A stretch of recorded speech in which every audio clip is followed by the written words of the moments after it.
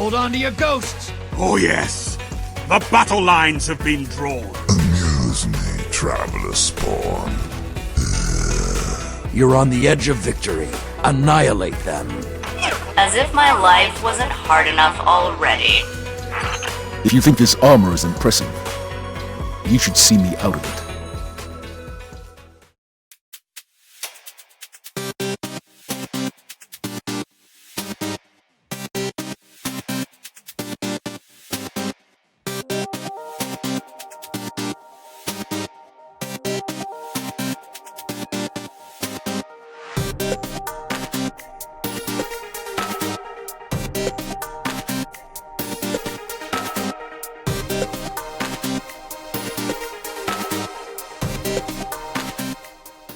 Hey Guardians, welcome to this episode 2 of Fireteam Misadventure right here with the Bulletheads clan on Destiny and Bungie.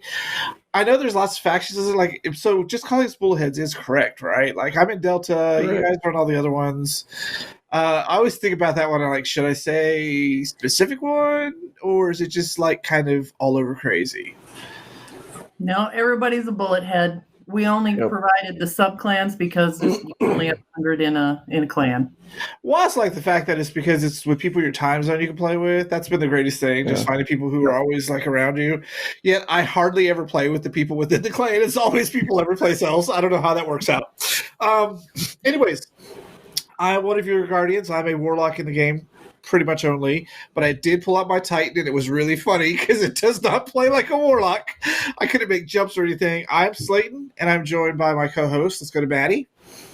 Hi, I'm Maddie Bugs. Most people call me Maddie. I am a hunter forever, exclusively. I have pondered extra characters, but I'm just going to stick with my hunter.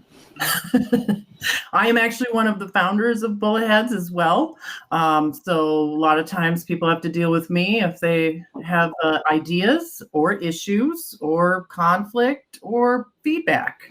I'm kind of the second in command to Mystery Lady, if you know who she is. So you can always reach out to me if you have questions. If you want to get into the clan, you're not here, or you just have a suggestion. Hey, let's do this. Let's do that. One thing I'll plug for this show is we do have a section now in our Discord, if you're part of our clan, where you can meet up with other clanmates and see about putting together a fire team for that day one raid that's coming out in 3 weeks. So I'm all excited for that. Yes. I got my partner right there. Yeah, I got my partner right there. So really quick, let's get to Arctic. Hi, I'm Arctic, or Brad. I'm a Bravo admin. I am a Warlock main since the D1 Alpha, and I occasionally play Hunter for PvP, because... but yeah. Hi. Don't let him fool you. He's on Hunter and PvP all the time. And then we have the real DP. The one and only. I apologize for my voice. I was screaming at my dogs, threw my voice out. But name's Are you DP. sure you don't want some fries with that?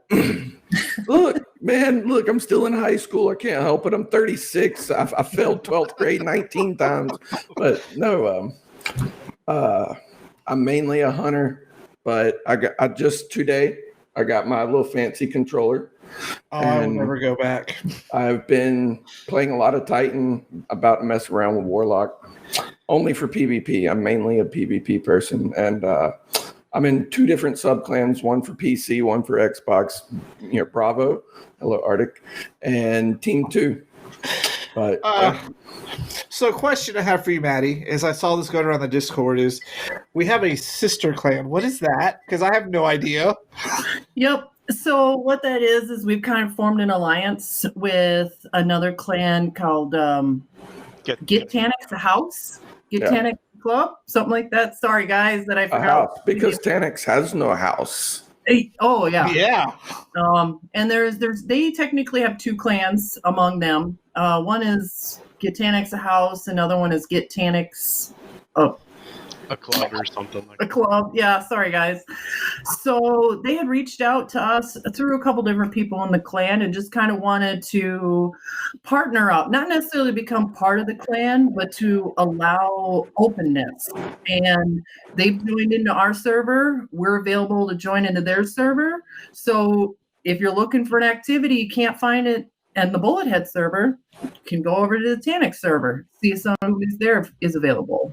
So it's just to allow for more options when people want to play.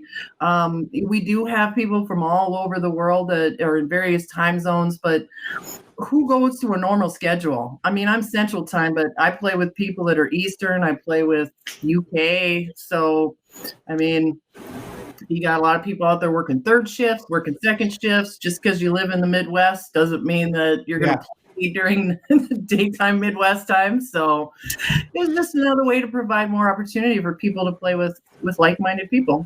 That was my big question. Was I saw that going on and I was like, I don't understand this. Like, but now I get it. It's just so that you can find more people. And I have to say, I would never have thought clans being serious until I got into Destiny. Like, I hear all these World of Warcraft clans, which don't even get me started. Everyone coming to my house for Thanksgiving is bringing their laptop. Like, they're because WoW's dropping the DLC on Thanksgiving Day. Like, choose your family or choose the Horde. Most people are choosing the Horde, I hate to tell you. Anyways, so it's been really interesting to learn why the clans exist and see how they interact with each other as someone who's just been on the outside forever today. So lots of fun. So you can find all that on our Discord. But we have a really long show for you guys today because we have 2 weeks of amazing this week's at Bungie's to go over. There's a crap ton of PvP Master stuff to go over that I have no idea about. I'm pretty sure Maddie has no clue about, but these two down here know everything about. I'll be taking notes. Yeah, I'll be taking notes. And then, of course, our main topic today is, could Destiny work as a faction-based game like in World of Warcraft? So we have plenty of opinions about that. Let's go ahead and get this show started.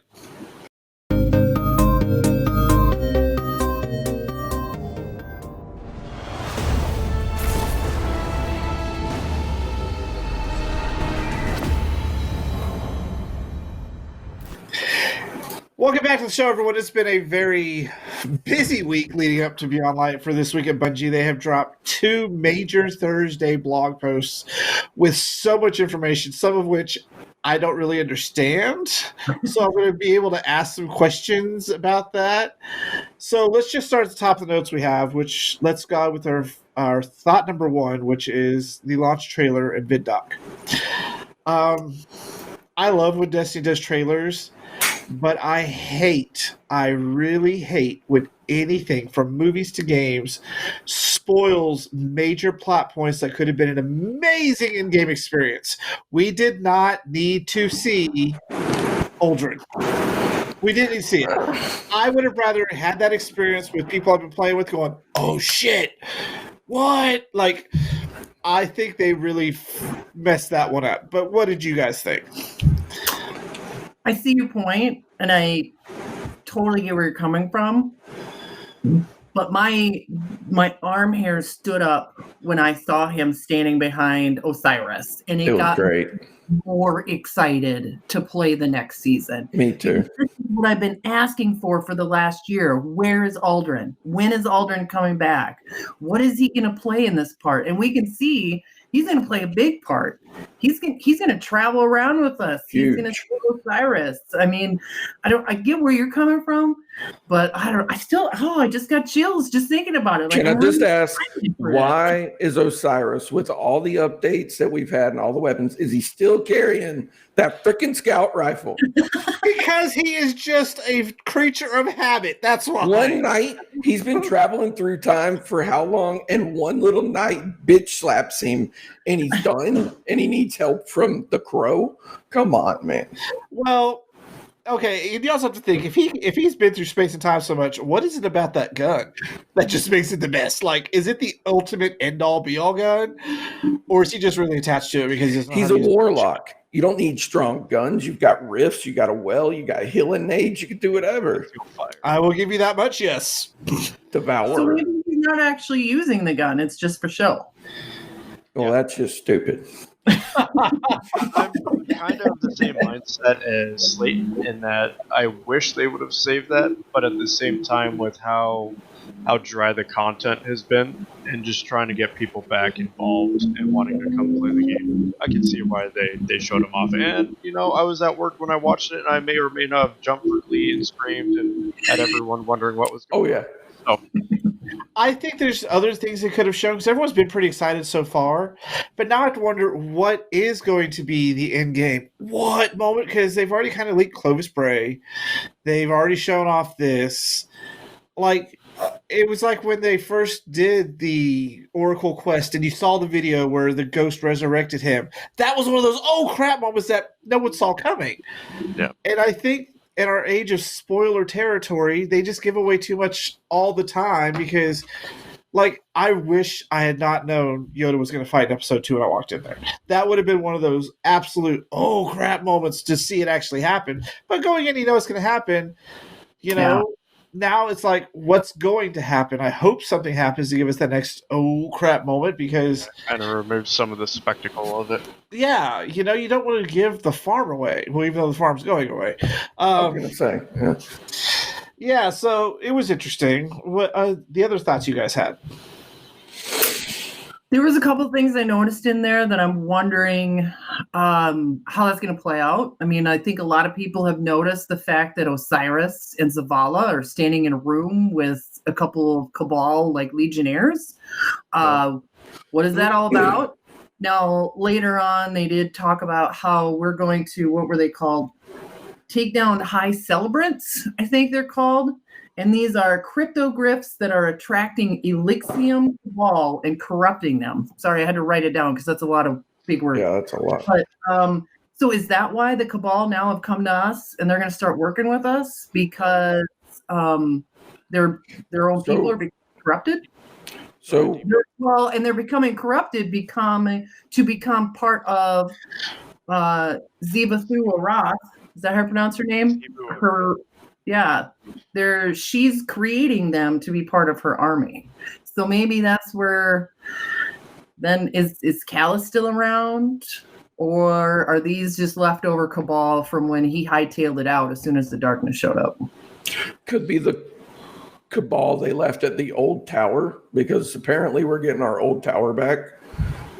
So, I mean, maybe that's how we meet up, communicate. We both have a mutual threat. The enemy of my enemy is my friend.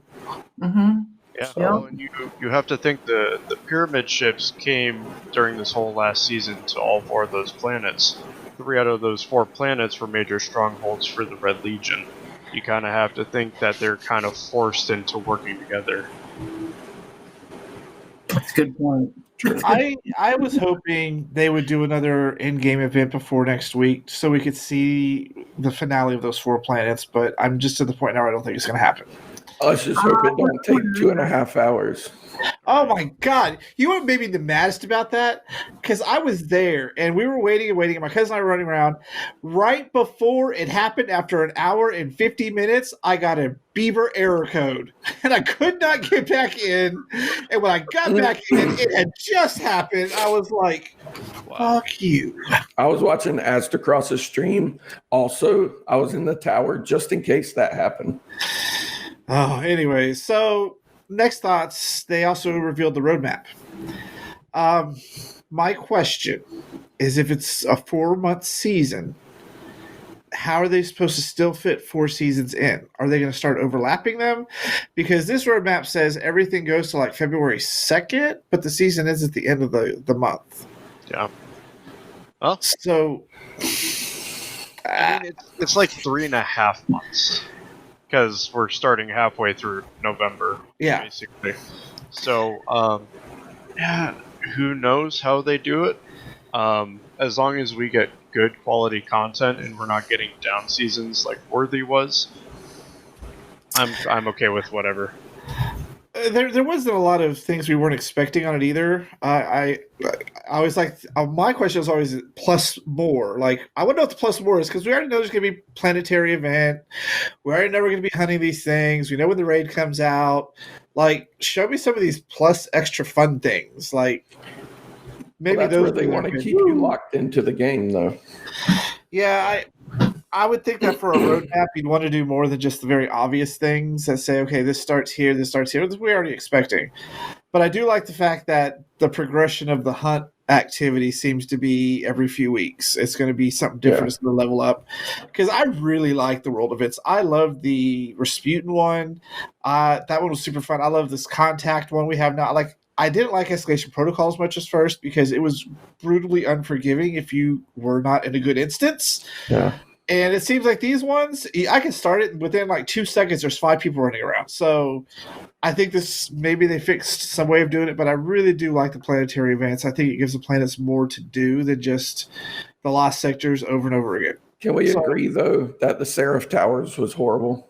I enjoyed the Seraph Towers. I loved the Rasputin season. I couldn't throw that ball didn't to save my play. life. I didn't play. They were just standing around holding the ball. Like, yeah, there's a bunch of dumb people in there, but I had upgraded all the towers, so I was constantly summoning the giant robot and all that stuff. I can't throw in that game. I cannot throw to save my life. Like when we're on that horrible, horrible, horrible strike with the awoken witch that was taken. The elevator part, the corrupted awoken. Someone's in front of me. I can't throw a ball to them. It goes off that way, and I don't even bother throwing. So I didn't throw balls in the Seraph Towers, but I did clean house because I loved the Warsat mod system, where it would drop mine would explode everything and heal everything around it. I loved that part. Was it perfect? Yeah. No, because there was plenty of dumb people. But Warmind Cells was an extremely good addition for PvE for sure. Very much so. And then they made, no one plays with the weapons, but so the mods are still there. So I like when I still see a Warmind cell, but it's like I'm not using it. Well, see, a lot of people don't realize if I were to make the cell and you shoot it, it doesn't have the effectiveness as if I would shoot it. Is that how it worked? Yes. That's some BS, because I would drop it and say, shoot it, and we get healed, and I was never paying attention. Shoot it. You shoot it because you have the mods on, and it's yours. That's really dumb. Now I see why you guys are mad at that. Okay. I mean, I think, so the Seraph Towers weren't very good because there was a difficulty spike in there that a lot of people just couldn't get to. I think the Contact public events did it better because I can actually solo those. I'm not required to have a bunch of people around me. It's helpful, but I'm not required to have those people to complete it. Mm-hmm. For sure. Can I just say that Sturm Quest, yes, I don't have Sturm. It's the only exotic I don't have. Because of this step here, I've had 2 exotics drop on the ground and pick them up, and it didn't count. One in the Haunted Forest. I was grinding 2 days ago. I was grinding Contact events for 4 hours. And I went into the Haunted Forest, and on the second branch, it dropped. I picked it up. It didn't work. I had one in a Contact event, picked it up, didn't work. Wow. That's some craziness. So Season of the Hunt, I think, is going to be a lot of fun leading up to, next year. I'm really interested to see how this new event's going to work. Is it just going to be more of the same? I would like some new mechanics. I really, really would. Instead of go through this wave, stop. Go through this wave, stop. Go through this wave, stop. I like the bloom aspect of the Contact one. We have to go run and find the bloom real quick and come back and bring it in. You just can't keep doing the same thing, though, and I'm afraid this is exactly what it's going to be. 4 waves, boss. That's pretty much since EP, I mean. Yeah, I guess we really can't complain about that one too much. Okay, so let's get back to the Vidoc. What about Varix? We seen him in 2 different scenes. One, he was getting frozen. It's not ice. They even said it's not ice. It's cosmic crystals.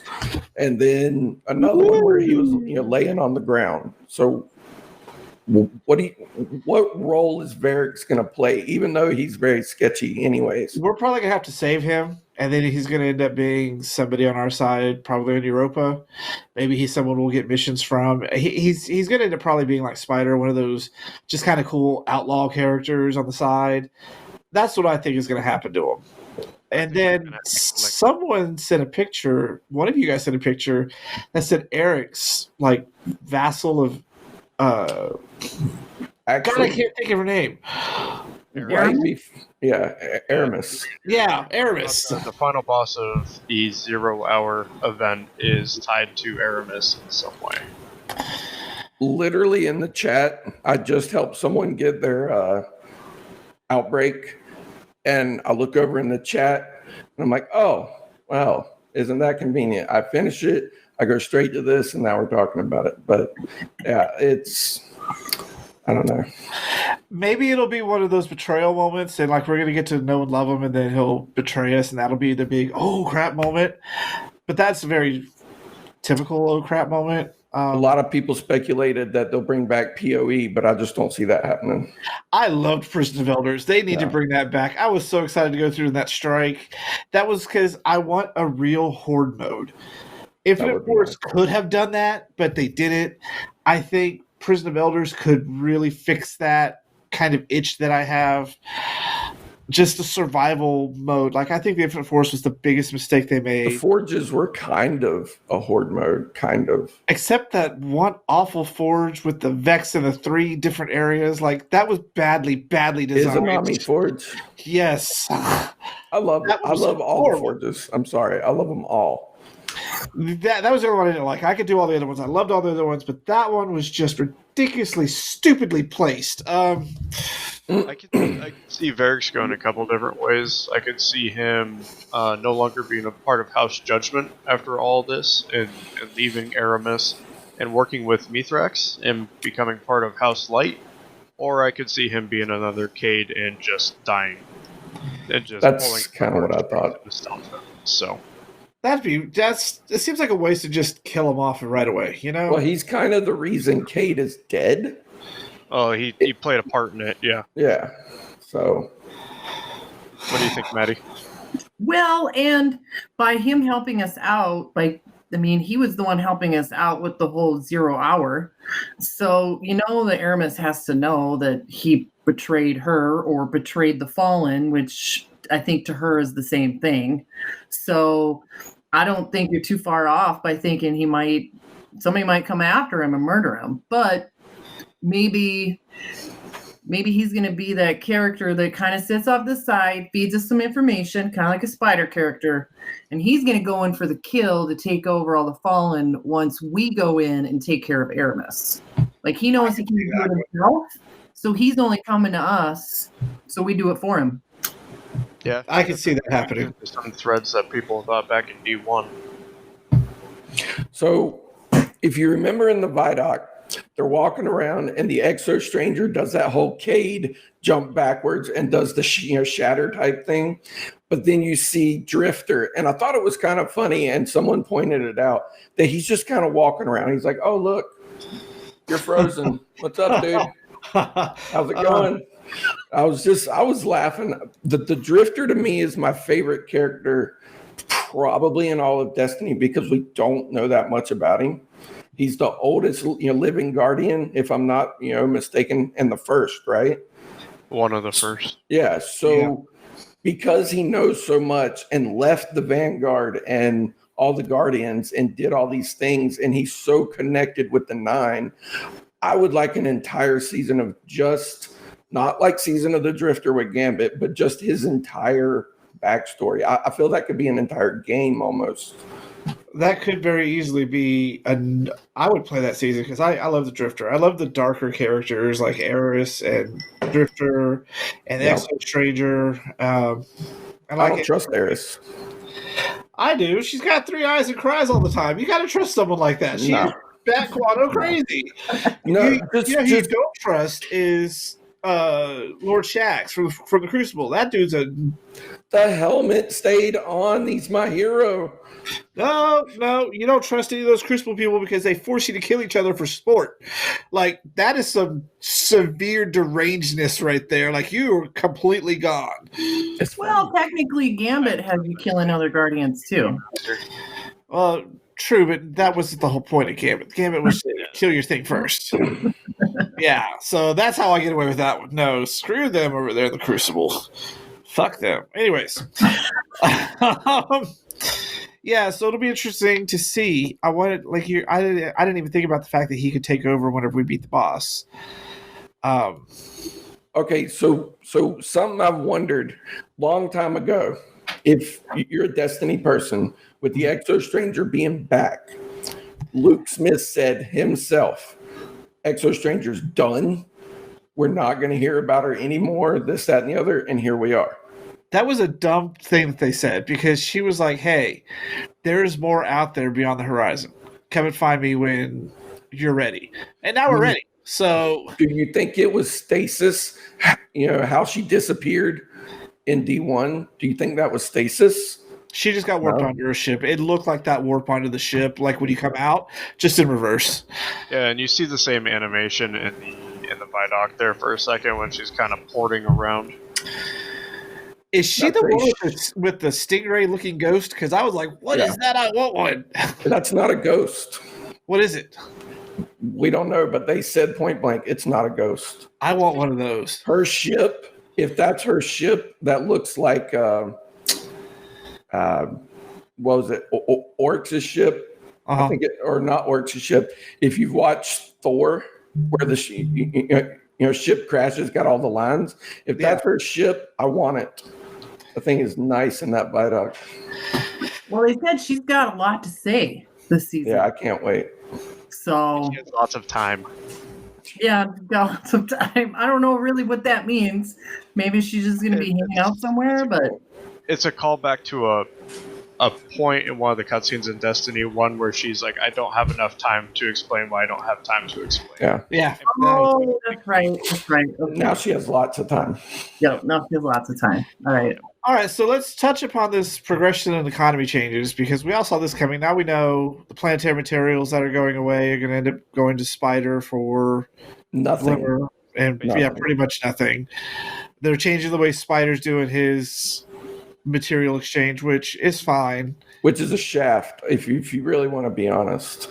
I'm actually okay with it just being a flat rate for the shards instead of it going upwards, because I don't use it a lot. And like Maddie and I, we're in one character. Cores? Yeah, we're on like one character. So for us, it's completely different than you two who normally switch between the two characters because you have PvP and PvE. 3 characters. Well, 3 characters. Like I have a hard enough time now juggling my Titan because I'm not doing anything with it. I'm stockpiling everything for the Warlock. But when you do the one character, I completely understand, because I always felt like I was just that much behind. Because like my friend Josh, he has every character, and he would play all 3 every week and get all this and be so far ahead. And my cousin's the same way, and I'm just like, I always felt just that little bit behind. So maybe this will help level the field so that I can stay on par with y'all. Because like, I'm so worried that I'm going to be like 2019 when the raid comes out. So like, I'm really working hard to just get everything put in place. I think this is an okay change. Why do you hate it? Well, not hate it, but think it's not a good idea. Okay. So for me personally, I would buy 2 shards or 2 cores for 30. Now I got to pay 1 core for 30. And I'm going, wait, I only bought 2 anyways. I wasn't spending 360. So you kind of just jacked that for me a little bit. I mean, cool. It's like what, 150? It's 150 for 5. For 5. So, I mean, that's a cool flat rate. But for a Prism 400 legendary shards, most people have a hard time just holding on to 500 shards. Is the Prism the circle one or the little 10? The yellow crystal. Got it. The longer crystal. They need to sell the yellow one. That's the ore, because I never have of those. That's not going to happen.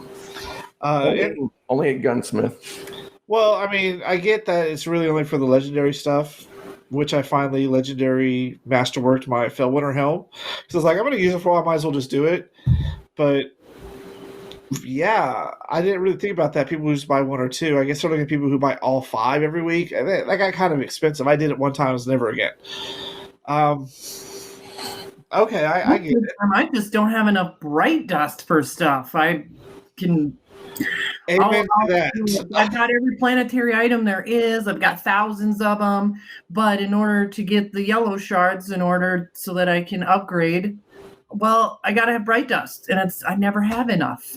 They're really stingy with their brightness, so I was kind of glad that they said they're going to put a lot more in the season pass thing, because like I can't buy anything with bright dust. I buy shaders, and that's about it because it's all I can afford. I'm always like I'm 1,000 off anything. Basically, you have to be on top of hitting all of your weeklies on all of your characters in order to afford anything in the long run right now. So having, was it 10.5 thousand bright dust in the purchased season pass, and then the weeklies are going to be, they're knocking those down from 200 to 100 bright dust piece. So you're going to get more, but you're also not going to get more. So yeah, me personally, than previously. I've never had a problem with bright dust ever. Like I'm sitting on 15,000 and I just spent 18,000. So I did have like 34,000 at one point. I think my highest I've ever had was 70,000 and I just started buying crap. So See, And I'll max out my bright dust every week. not glimmer, bright dust. Yeah, the first because what is the max you can have now at one time? Bright dust? Yeah. 999,000. I think you're mistaking bright dust with glimmer. Yeah. Glimmer is 240,000. I thought it was Or, 250. I mean, 50. Yeah. Yeah. I might be thinking of glimmer.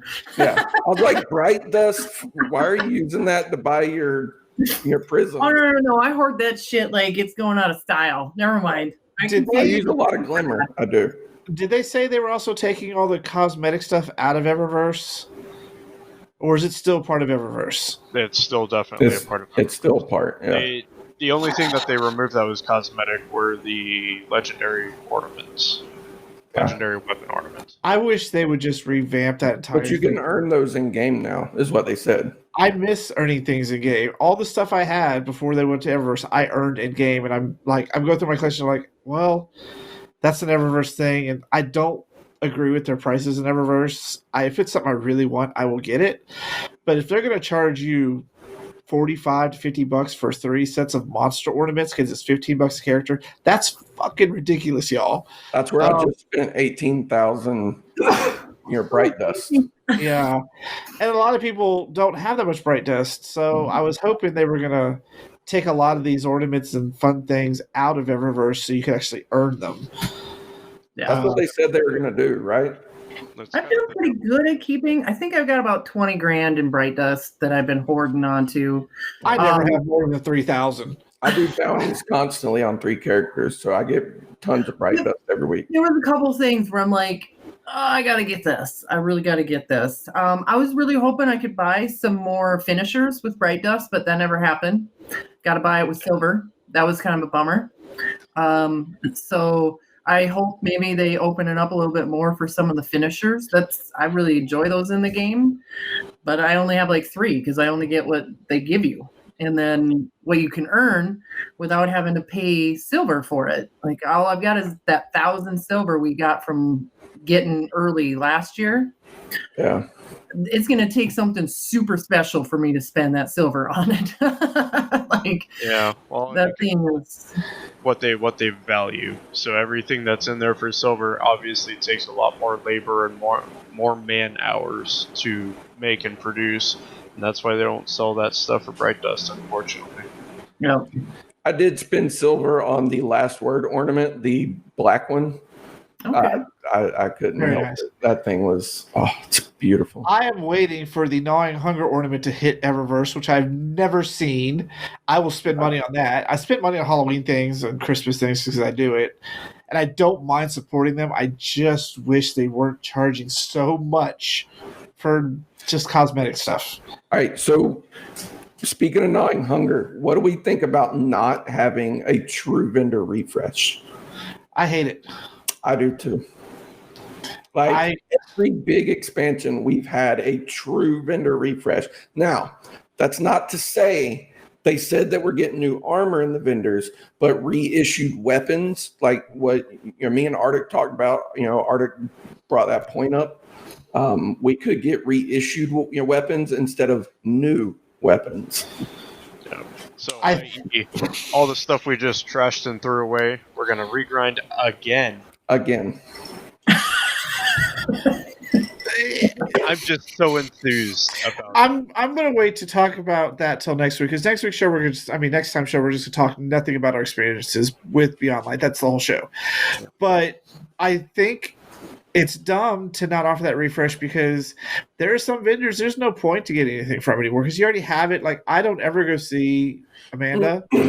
I don't, like, I'll stop by and pick up the weapon bounties, and I don't buy anything from anybody anymore because it's just pointless. I don't buy anything from anybody on the planet anymore.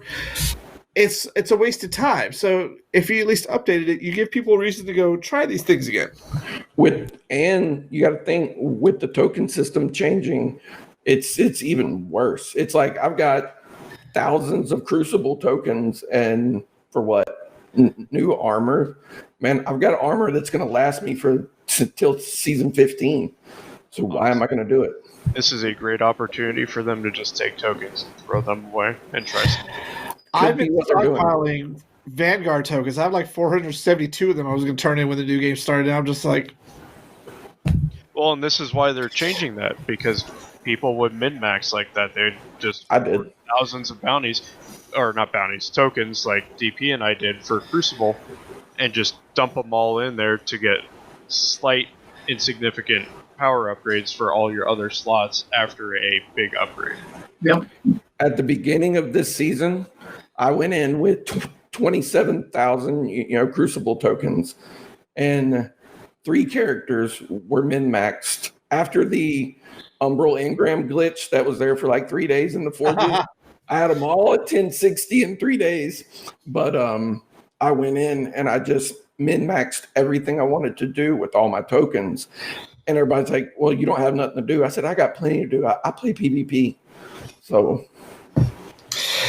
that come from the destinations that are going away, do we have to use them up before the new season starts? No. You're going to be able to take him to Spider for Glimmer, right?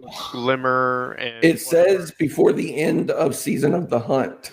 Use them up. So I've got so many of those that are from planets that are going away. I'm going to go stockpile whatever I can with modules. Yeah, I'm going to go do all that stuff. Yep. So 2 more things we're going to go over. Let's talk about this Luke Smith interview. I want to know, because I am all about transmogging. I was hoping it was going to be ready by now. I have stockpiled armor in my vault, thinking I was going to need it. Now I got rid of it all. What are your thoughts about the whole interview that he did? It was good. It brought a little bit of insight. Obviously, transmog is something that we're all looking forward to, because we all want to look good while we're kicking ass. Knowing that we don't need to keep all this armor in our vault is awesome. And also having the expectation that this expansion is going to be bigger than Shadowkeep, but smaller than Forsaken. I think he did a good job of saying, hey, in the future, this is about the size of things are going to be. Well, yeah. So this will give us a good glimpse into the future of what we can expect. Yeah, I like how they, after all that was revealed, like they went, all the people online were like, well, we're really only getting half the Cosmodrome and things like this. So we're going to have to limit our expectations, which I've never really had expectations for Destiny, so I'm okay. I don't really have expectations for a lot of things, because that just leads you to being disappointed. I thought was funny because the question I had was, is the darkness really a thing if it's only got one variation of power? And he's like, no, there'll be other ones. Because the light has 3 and the darkness has 1? Really? Yeah. I thought that was interesting, but I hope they don't keep them all ice stasis based. I hope they go and do like some other elements. I think that would kind of... There's a lot of speculation that it could be a poison subclass. Oh, please say yes. We don't have green, obviously, in our palette of colors, but poison is something that is becoming more prevalent in a lot of things. Thorn, the new Warlock Grasps, and I mean, just looking at the Hive, they have a lot of stuff that kind of damages over time. That could be something, too. I hope so. I will play a Poison Warlock nonstop. What would the 6th one possibly be then? Because if you got like the ice, the electricity, the fire, the void, well, wouldn't that kind of fit in with poison? Like, I don't know how you would play with necromancy. What would you think? Maybe Amistar? Avatar style, maybe Airbender. You could do air. You could do an Earth one pretty well. Yeah, That would be a lot about area control. that's right. But that kind of gets a little close to what they're kind of doing with stasis, with like the walls and things like that. I don't know. I think poison would work. Thunder's already there. Like air would just be weird. You just see people like tractor candy, people flying everywhere. That would be really worth watching, actually. Make great content. It would, especially a PvP, if you knocked them off the map, because people love to knock me off the map. I don't even know what happened. I said, I'm dead. What were you going to say, Maddie? Well, what if down the road we're discovered the ability to take, and we can switch our enemies into our allies?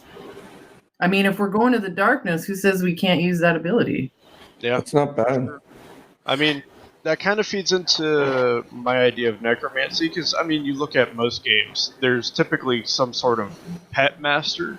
You could go that route, Yes. necromancy, stuff like that. That's kind of the train of thought that I had. So taking would definitely kind of feed into that.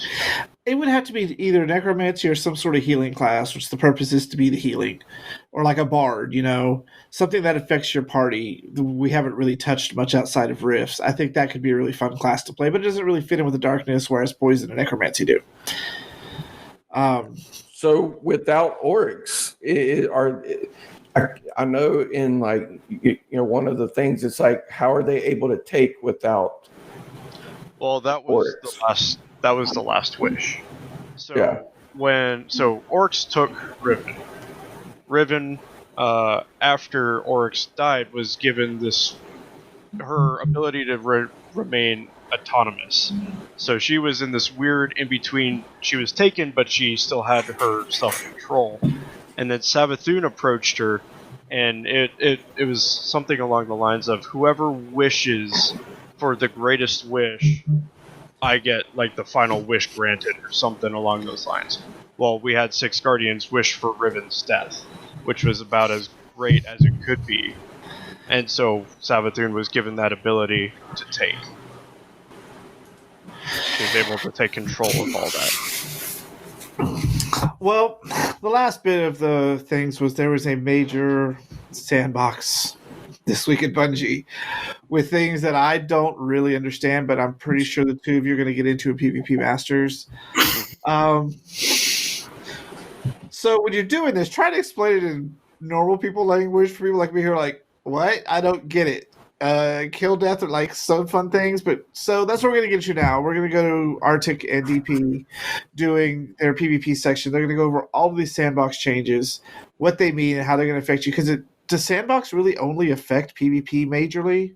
No, God, no. It affects the entire game completely. Yeah, because Bungie refuses to individually balance between PvE and Both of them, yeah. So everything affects everything. There's a couple things in our notes that I left off that were more PvE related, i.e. the Arbalist not striking shields multiple times, but it's going to be more powerful against shields in general. Yeah, that'd be great for PvE. Falling guillotine, the heavy attack being weakened, or... Of course. Yeah, by like 25%. Because they want everyone to go to the chainsaw sword. Let's be honest. They want people to move on. All right. Well, Gears of War. So yeah, stay tuned for the PvP Masters right after this.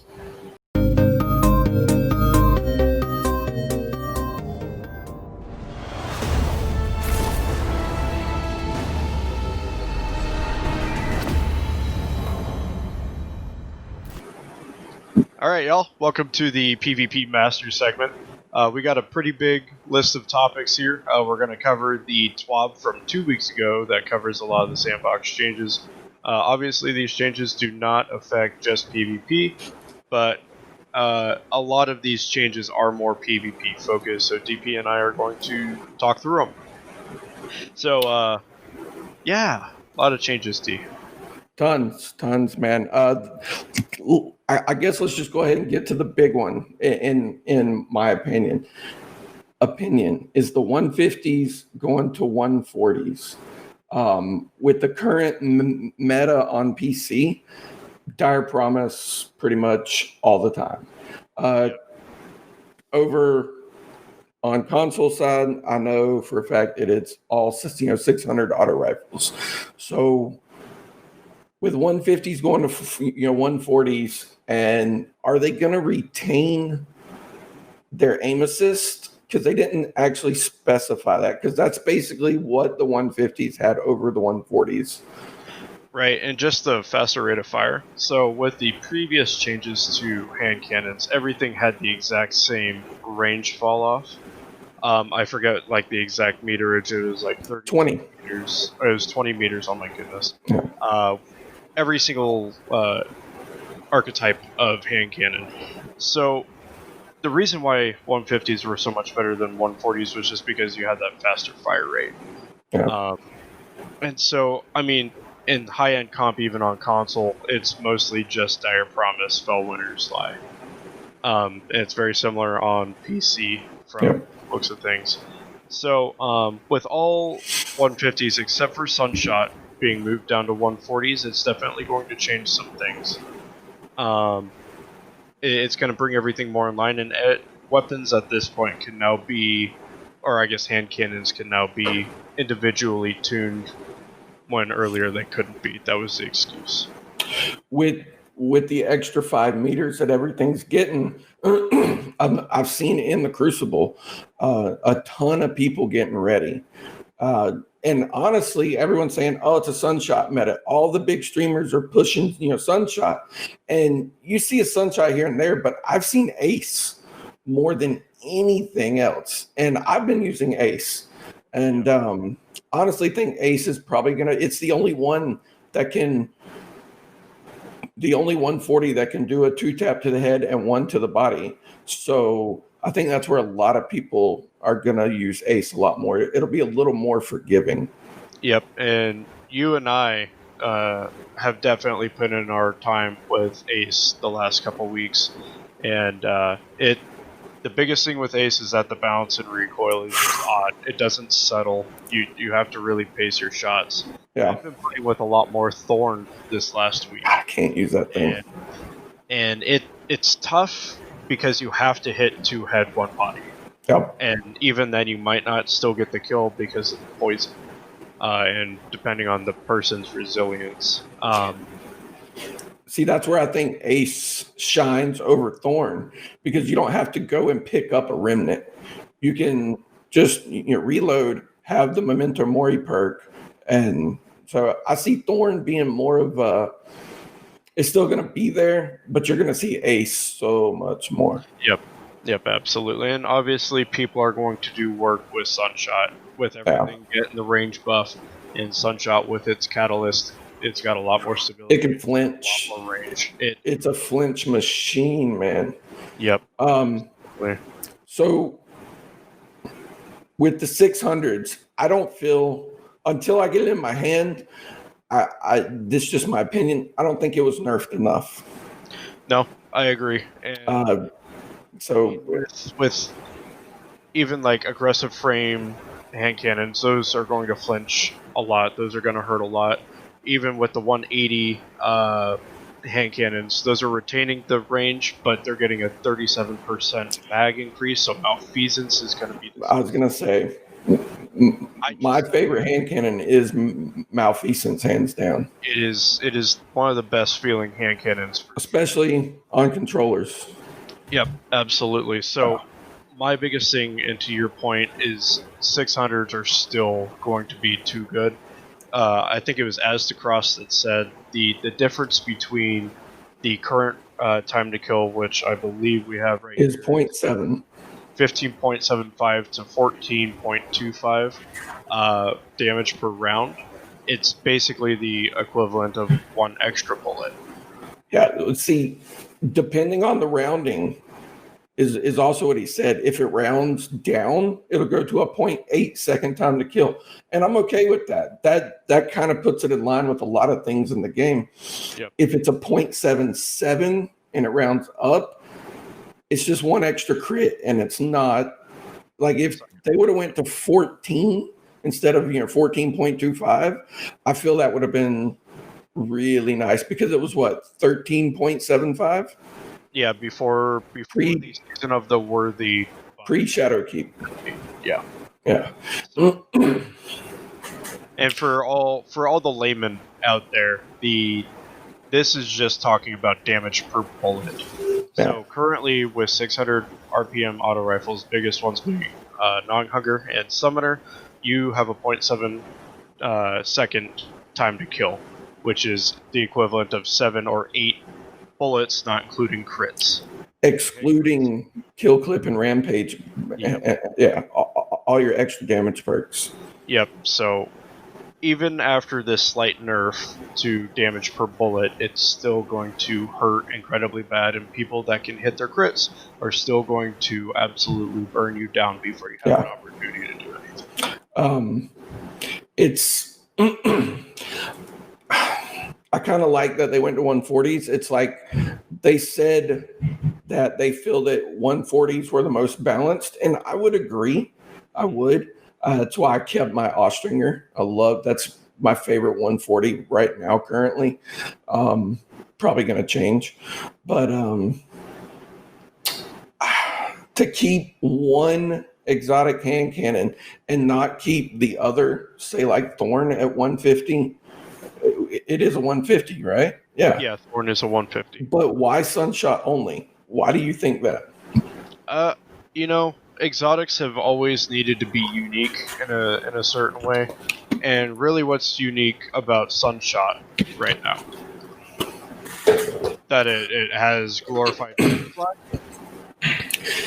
I think it's a little harder to hit headshots with Sunshot for whatever reason because of the blast. You don't need headshots for the Dragonfly effect. Not at all. So that's the only thing I can think is, you move it into its own class, and that makes it unique from the other hand cannons, at least the other exotic hand cannons. And as far as I'm aware, Hawkmoon is going to come back as a 140 again. Which they didn't mention. Yeah, they didn't mention Hawkmoon at all. And we still don't know what the exotic perk is going to be on it this time. Previously, It was Luck in the Chamber. Up to 3 times, and it could all stack into one bullet, and you could one-tap people literally if you were lucky. But it's coming back as a 140. So it'll be interesting to see how things change. I don't think the aggressive frames, the 110s going to 120s, is going to do much of anything in PvP at least. Maybe PvE, it'll be a little bit better to 120. It might have a place. Yeah, for sure. You and I have talked about snipers because we both love our snipers. They're adjusting the cone on the lower zoom scope. Me personally, I love the Supremacy. You've done seen that I use that over Revoker. Now, personally, they want the high zoom scopes for whatever reason. I don't know, but they did kind of have it backwards, and I feel they've adjusted the way it actually should be. Like a low zoom scope should be able to have more aim assist, and vice versa. I do agree with that, but at the same time, it's like you're gonna validate the Supremacy and all your lower zoom, the Omniscient Eye, the 2 big raids, and if we get the Praetus Revenge praying, is that going to be adaptive, or are they going to make it high zoom? How are they going to change it, and why? All right. Well, I mean, there's nothing in the game right now, PvE or PvP or otherwise, that warrants the need for a long-range zoom scope. The closest you could say would be Scourge of the Past, and that's going away. You really don't need long-range scopes. Trophy Hunter being a great sniper rifle, I mean, you can look forever. And it's just not necessary. So, coming back to PvP, the only reason they're doing this is because people are bitching about snipers being too powerful and being... Fix the flinch. Fix the flinch. Fix the flinch. Every person and their mama who snipes and can snipe, like it's like you said in my stream earlier today, sniper flinch is extremely inconsistent. There was a few times today, I know I pulled the trigger. I know I was on his head. I know I shot it, but a dire promise from across the map flinches me a tiny little bit, and I don't hit him, but I'm in their face, say with a gnawing hunger or ace of spades, and I get sniped while shooting them in the face. I don't understand that. Yeah, and I mean, you could look at big streamers and some of the clips that they posted. I mean, there was one in particular I saw, Dado. He was just sniping. He got flinched way up into the sky. This guy is still down over here, and he still hits the headshot, even though his reticle is physically over here. Over there, yeah. Yeah, so it's so inconsistent that they're really... Yeah. So, do you see him going back to the D1 system? Where special is a pickup ammo crate and move to a heavy slot?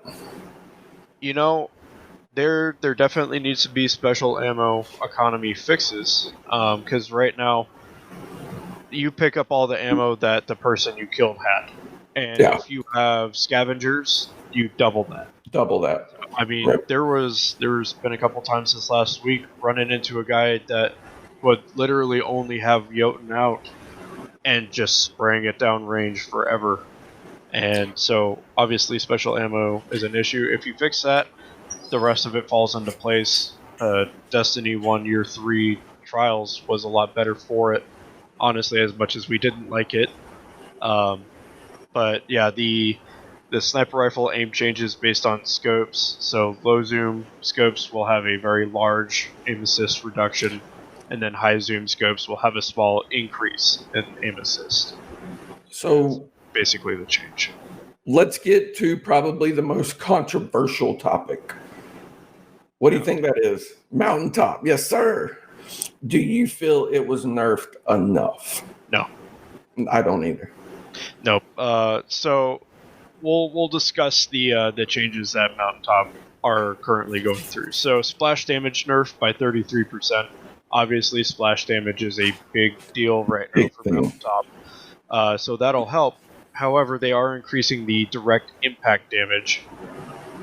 But the way that they have it worded is weird. So they increase the impact damage, but it's still 5% lower than previous. So it's still technically a nerf, but it's not. They worded that weird. Micro missile velocity nerf is to a 1.2 meters per second versus a 1.4. 1.4, which, I mean, it's going to put it closer in line with other breach grenade launchers, similar to, Malicious Birthright, Truth Teller, that kind of thing, but it's still going to be 20% faster than those other ones still. And then in-air accuracy nerf, this is a big deal. Yeah. Being able to spray down from the heavens and not have to worry about people trying to kill you because they can't, because you're dead.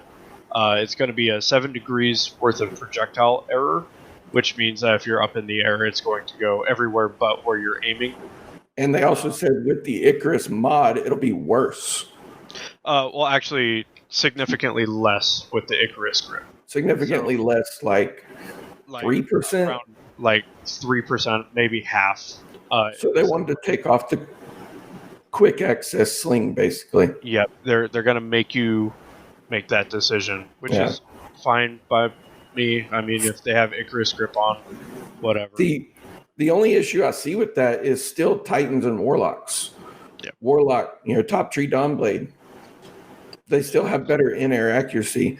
Then you have the Lion Rampants with Titan. You're just going to see a lot more of Lion Rampants with mountaintops than Dune Marchers with mountaintops. Mm-hmm. That's pretty much the gist of how I see this. So even though it's sunsetting, it's just way too... I've always said it from the beginning. Grenade launchers don't belong, in my opinion, in PvP. Being as strong as they are. That includes the Truth Teller. Yeah, I agree. I don't mind breach grenade launchers like Malicious Birthright and Truth Teller. If you're good with those, I can accept that because there is a learning curve to it. There's an arc to the way that you have to fire it. But Mountaintop is just a pocket rocket launcher, and I don't think these changes are enough. honestly, I wish they would just Control-Alt-Delete the gun from the game and call it good. Never return to this, please. So, yeah. going back to snipers, Adorned. How do you feel? What are your thoughts? I think the way that we're acquiring it is unique in the quest that allows you to pick between Strike's Gambit or Crucible to get specific perks on it is cool. No, perks or just the visual? I thought it was perks, but it might just be visual. It's only the visual, yeah. Okay, gotcha. It depends. We don't know what it's going to roll with. For me, if I have a low zoom sniper with snapshot, I'll make it work. That's all I ask for.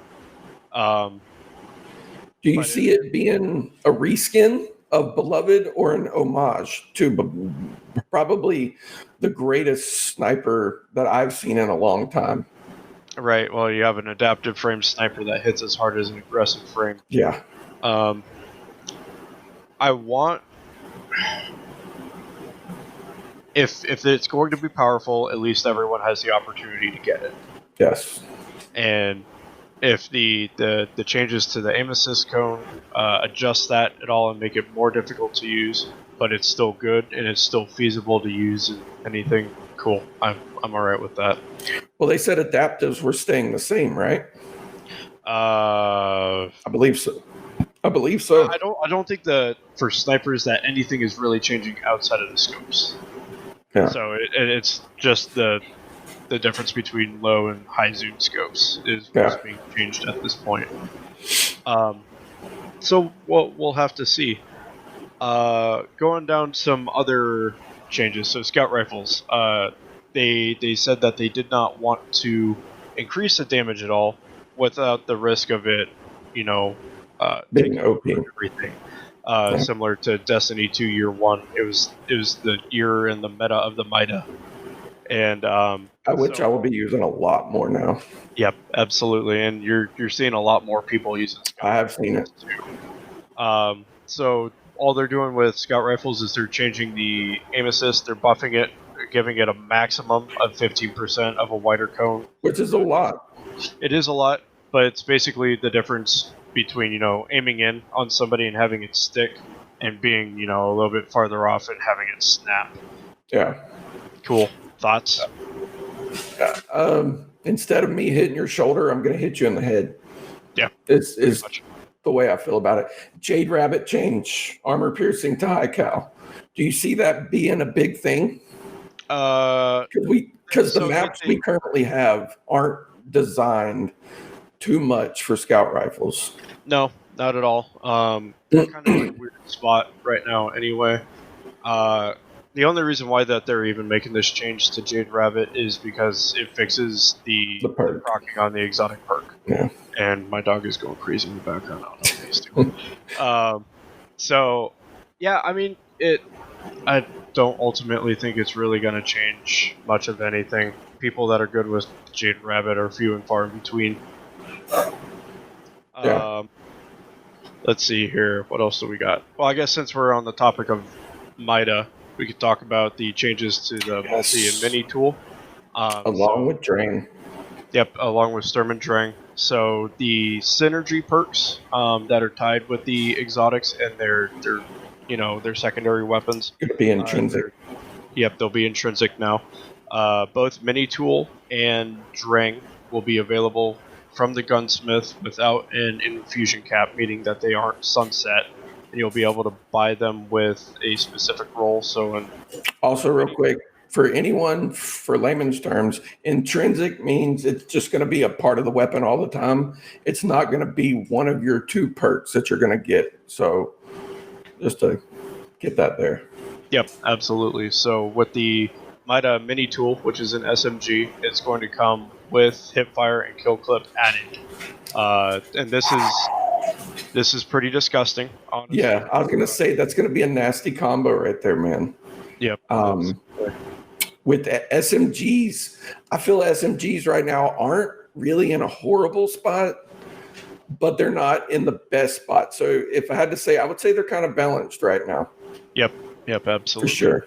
And then You enter the sidearm realm, and they are very powerful right now. Drain. Mostly because they seem to have issues with damage drop off. Like you're able with like Traveler's Chosen or Drang, you're able to shoot and come across the map with this thing. And you're still able to flinch.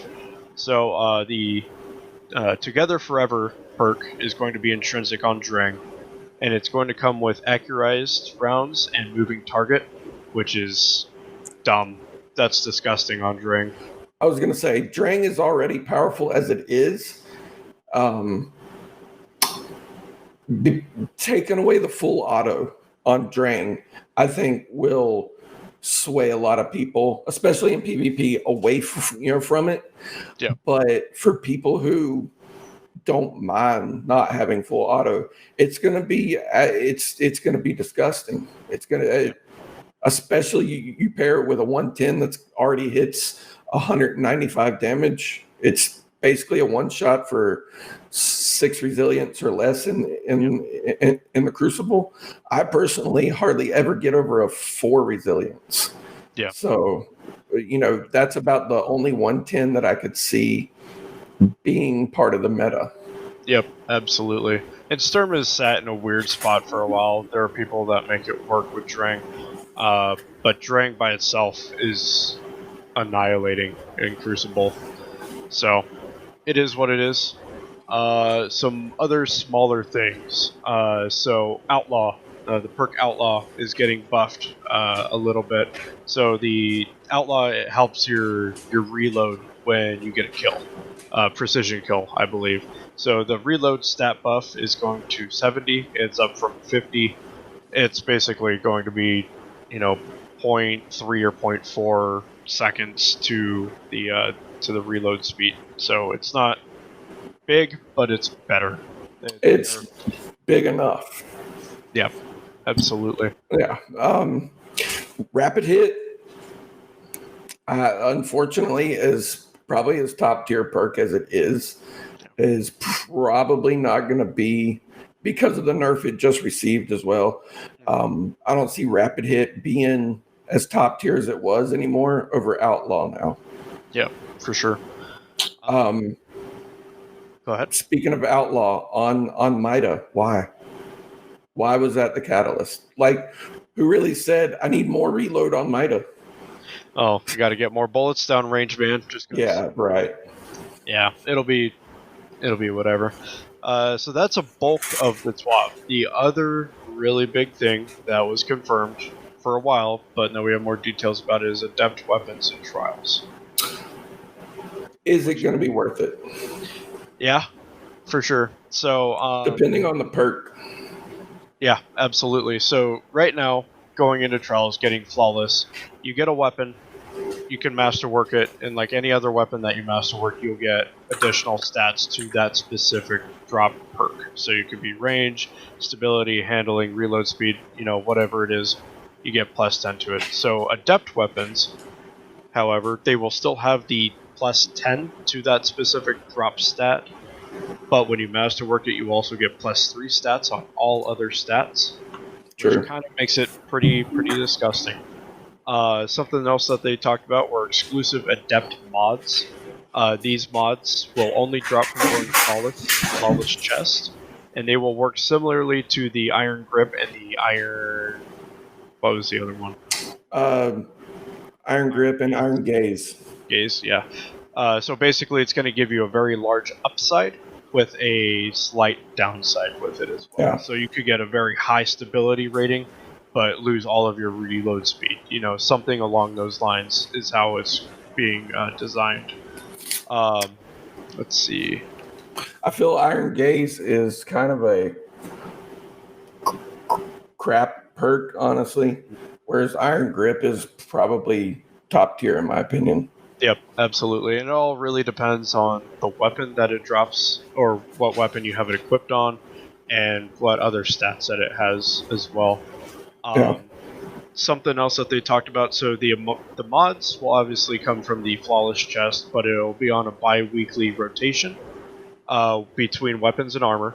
So there won't be an armor update for trials at all.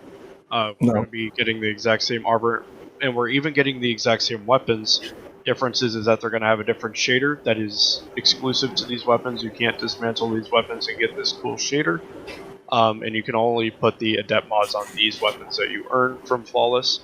And the mods are on a full cycle. So meaning, if you miss a week and you need this particular mod, you won't be able to get it until it comes back around later on in the season. So depending on however many, it could be weeks at a time that you don't get your mod.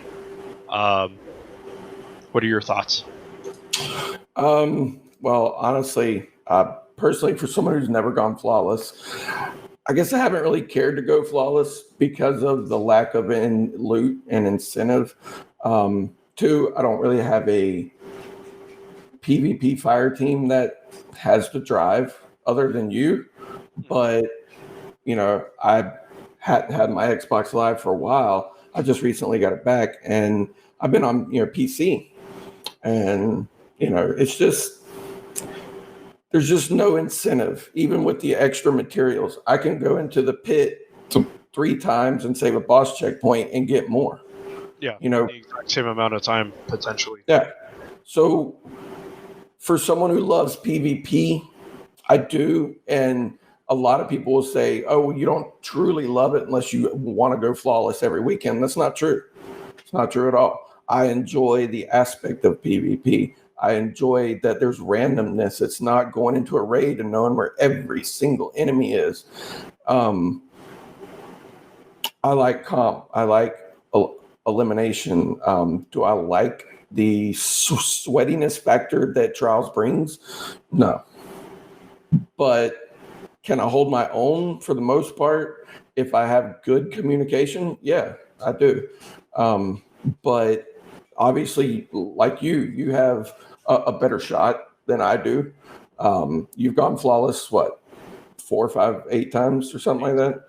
Yeah. So was it worth it to you to go Flawless with no incentive, but now they're going to give you an incentive? Obviously, the Flawless loot is nice now. For me, it's always about getting better. Yeah. And as annoying as Trials can be, because everyone is using all the cheese weapons, take your pick. Or whatever it is, it's broken, and people are going to be using it. That competitiveness, it makes you have to adapt and get better, and that's what I look for. See, the loot is nice, but whatever. It's nothing special. With the current meta, I don't think there's any competitiveness to it. It's a spray and pray mentality right now. Right. Well, I've faced so many teams that are nothing but Dire Promise and snipers, beloved or fell winners. That I don't mind. It's incredibly annoying, but playing people like that make you have to change your mindset and get better. Obviously, when you're facing a team full of mountaintops and gnawing hungers and summoners and all this, I see that a lot. There's a lot of it, especially early in a card. It's definitely frustrating. I mean, Trials in general is frustrating. Mm-hmm. It's going to be tough. You want your Flawless, you got to work for it. But no amount of cheese, you can learn something from a loss. You can learn something from a struggle, and that's always been what's driven me to play PvP. The only issue I've ever had was I know what to do. I know when to do it. It's just getting other people on the same wavelength to do the same thing. So, like, you can go and you've told me this time after time after time, is it's a different mindset. So I went into elimination, and it's still the same mindset as comp. It is and it isn't, but go ahead. Yeah, it's not Trials. Yeah, that's all it is. So people don't care as much, so they're not going to go for the res. They're not going to back off. It's just a big rush with your mountaintop gnawing hunger, like you said, anything cheesy. So, well, and what I mean by it's similar and it's not between comp, elimination, Trials, whatever it is. yes, it's always a mad dash, hold forward, go get the kills quickly, get them off their spawn, Yeah. and keep killing them. That's always a thing. That's always going to be a thing. However, the biggest difference is that if you are able to get on a team and you're able to jump on them and you're able to kill them and not allow them the space to think and to formulate ideas and to use their movement to get an advantage on you, unless like for me, for example, I revel in the 1v1s, the 1v2s, and the 1v3s. I enjoy it too. It's very fun because it almost becomes a mind puzzle. You're ducking, weaving, you're doing everything in your ability to avoid getting shot and putting shots down. Yeah. Many a times have I been able to do 1v3s, and it's not all that difficult for me. No. Because it's a different mindset. But when you do have a team that is just so Dominant. together and so along the same wavelength, for a lack of a better term, there's no stopping them steamrolling. No. They jump on you, they get first shots, and it's over. For the most part, the people that I play with, a few can hold their own and say like a 1v1s, they can win their ones for most part. But it's like you said, when it's a 1v3 or a 1v2, and you get it done, which if anyone ever watches my streams, I can get it done if they're not a cohesive unit. If they're a cohesive unit, you stand no chance at all. So, and I think the aspect of trials, I would love to see, I think it would kill trials with the way the mentality is for trials is, I would like to see a freelance trials. Do you agree? Do you think it would help people who can't get an everyday team? Okay, I played Grenadier Jake, first match of the card. I played Jake, Mike Oxlong, and they had a carry. And their carry did nothing. And it was really interesting to see the angles they would pull off. I know the angles, and I would get there, but I couldn't get my team to get there. Yeah. And that's where dominant teams like that, and it kind of steers a lot of people away from trials and why the trials numbers are down. But over on the PC side, it's kind of fallen off a little bit, but with perfect aim being hit, there's still aimbotters they don't care.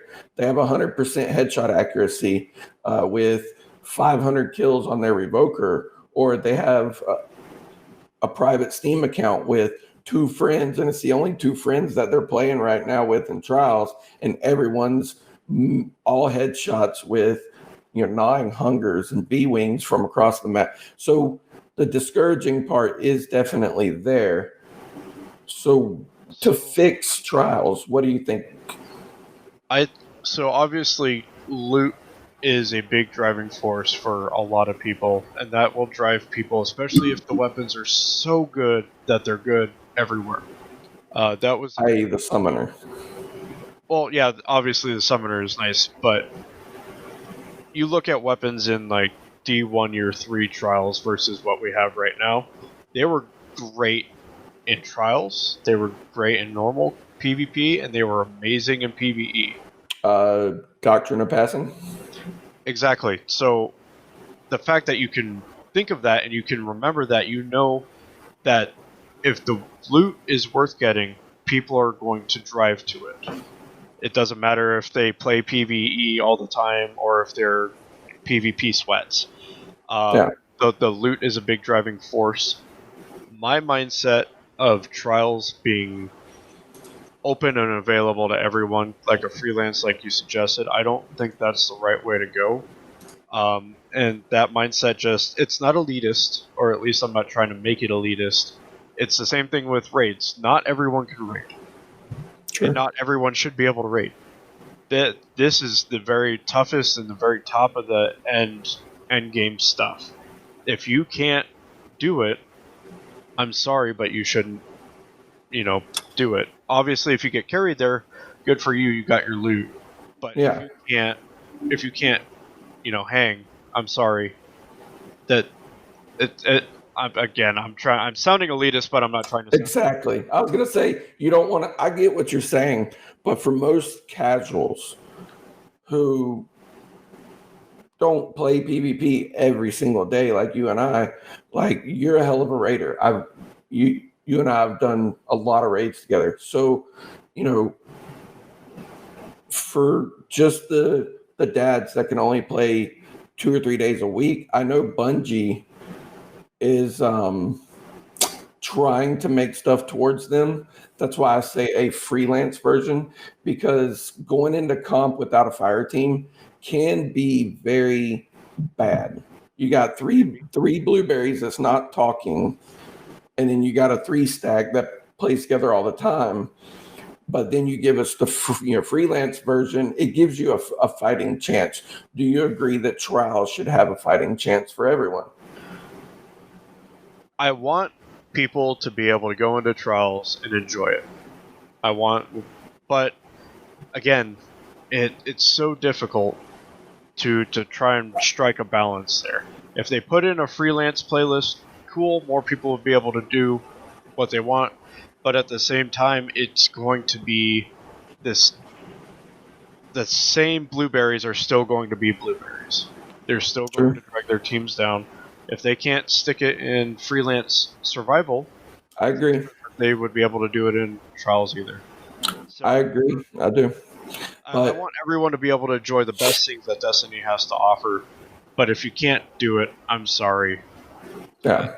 I don't know what to tell you. I do agree that there should be some weapons locked behind strikes, locked behind the Crucible, locked behind Gambit. When they changed that and they changed the loot pools to a shared world loot pool, I didn't agree with any of that. Yeah.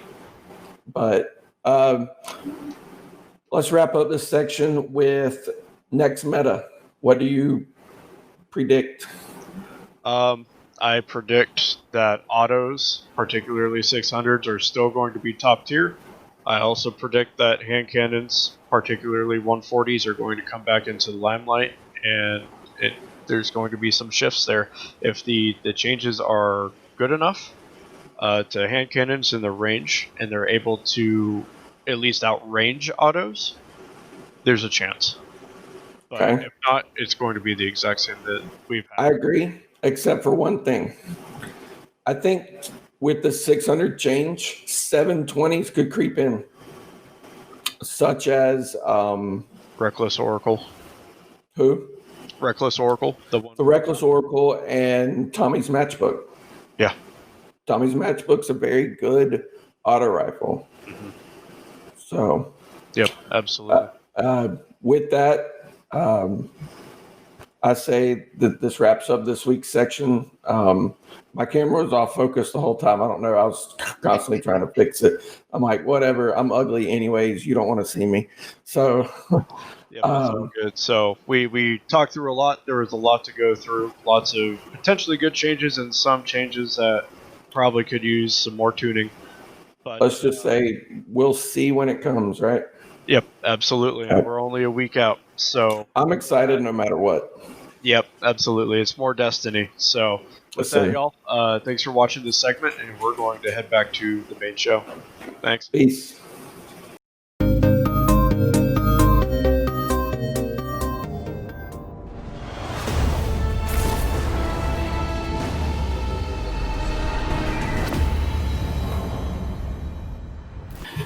Wow, you guys really, really, really know your stuff when it comes to those sandbox gun changes.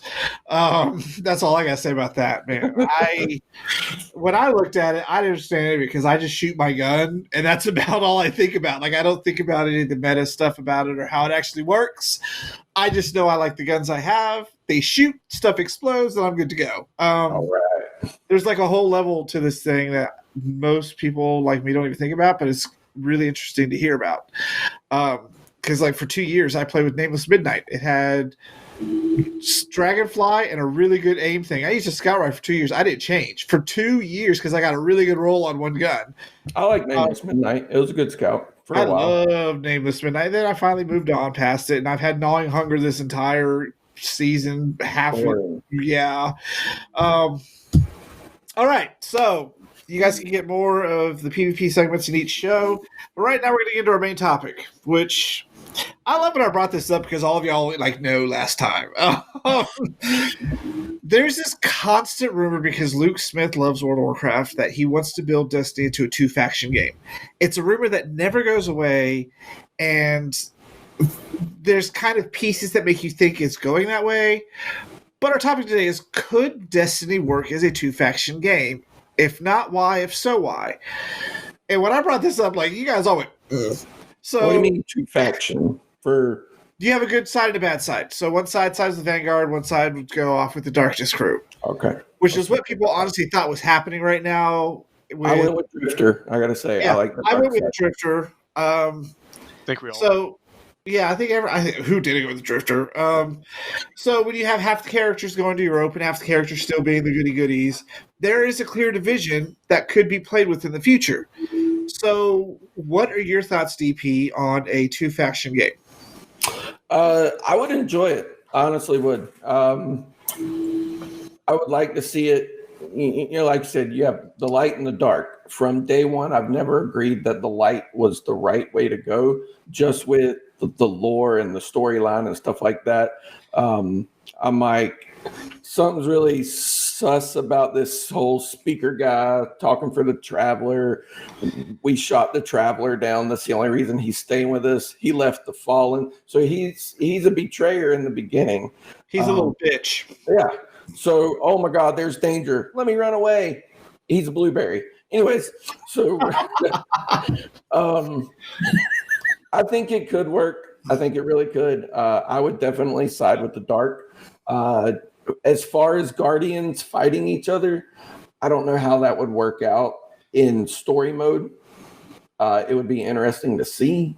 Saying PvE, I go into a public event and I'm with the dark, so the enemies are helping me and I'm helping them. And then there's the light guys over there. What if there is no light people over there? We just stand around in a public event, and wait for one person to walk up and destroy him. So it's weird. Okay, what about you, Maddie? I think it's an interesting concept. I think they kind of touched about it when they brought in the whole Drifter thing and whether or not you're going to side with him or you're going to side with Zavala and the Vanguard. But I guess many of my questions kind of be like what DP has is, so what would that mean for the gameplay? Because when we chose to go with the Drifter, all we lost out on is one piece of lore or one little triumph that we couldn't pick up. But otherwise, it's pretty much the same, other than, oh yeah, I sided with the Drifter and he gave me a good gun. Or he's just calling me a snitch. Or he's just calling me a snitch now and whatever. He's all mad at me. So I guess if they could find an interesting way to actually bring it into the story, but you're going to have people with 3 characters. They're going to go choose both sides so they can experience both. Yeah. I kind of that's one thing I did like about being a single character player is when I chose the Drifter, that was it. I made my side. I didn't play both sides just because I have 3 characters. I got to choose one and I went with it. Or would they do something similar like we did with, the faction wars where you choose between New Monarchy and Dead Orbit and all that, where, okay, you just get different bounties versus if you choose one side or the other? Or, I mean, would if we chose the dark, would we have access to other areas of the maps that Light doesn't, and vice versa? Light has access to somewhere that we don't. I'm just not sure. Of course, I'm not a WoW player, and I never have, so let me throw that out there. I don't know how the game works. I've got friends who play it a lot, so, I mean, I get the story is pretty cool the way it sounds. I've just never gotten into it myself. So maybe that's where I don't understand how this would work, having so many online players, and now you got to choose what side and what's available to you. I thought that when you sided with the Drifter, he gave you some exclusive missions each week you could pick from. That's why I thought you sided with one, because I had more options for bounties when I picked the Drifter. So I'm wondering if you picked the Vanguard, did you get more bounty options from Zavala?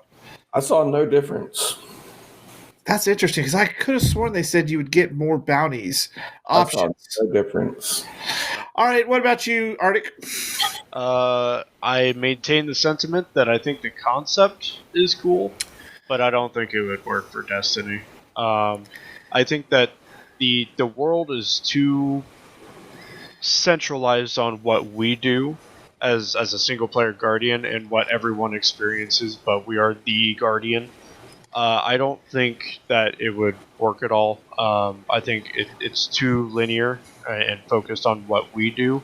And obviously, with us kind of moving from the light and playing with the darkness, I think we're going to end up coming back and meeting in the middle at some point.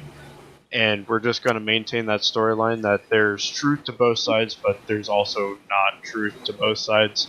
Yeah. And you take what you want from it, and you make the best of what you got, and you just head forward with the knowledge of both sides. So I don't think it would ever work. I'm not saying that they couldn't do something like that, but Bungie has shown, I don't want to say an ineptitude to progress things like that. No, I would say that. Story and lore.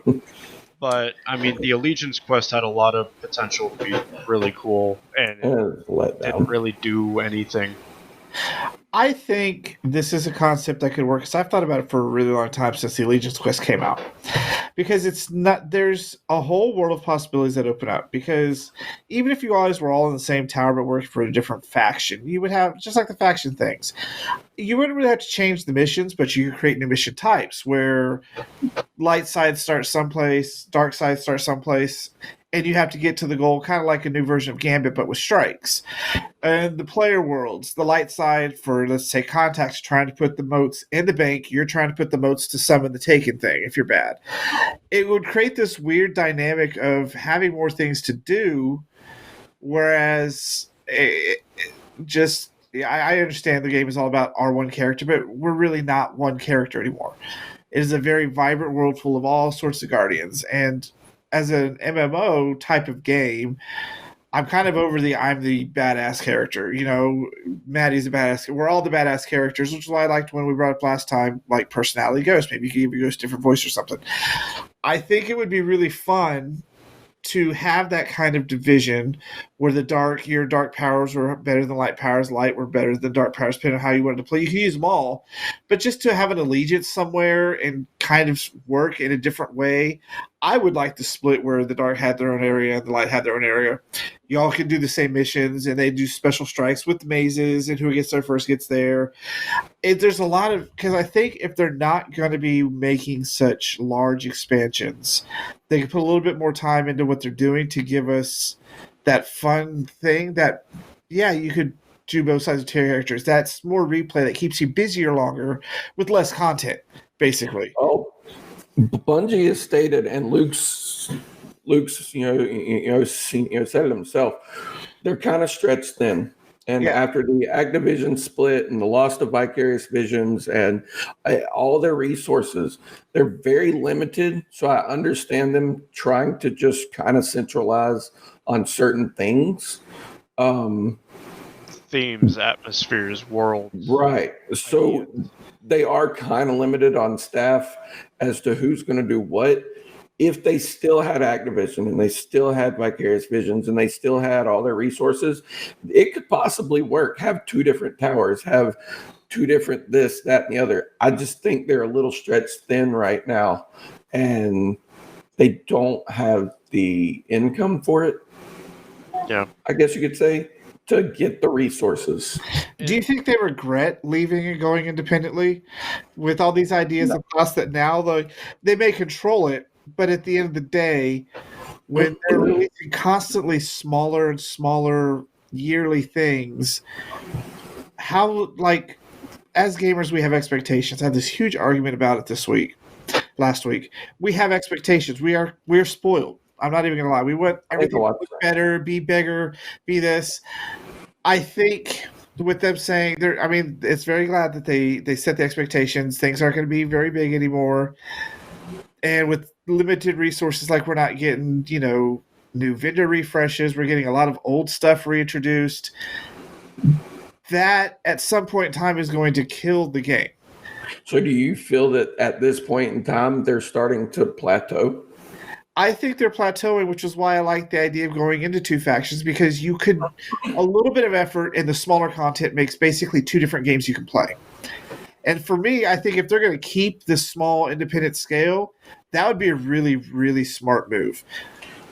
So with DMG leaving after 6 years as Deej. huh? Deej, not Beach. Deej.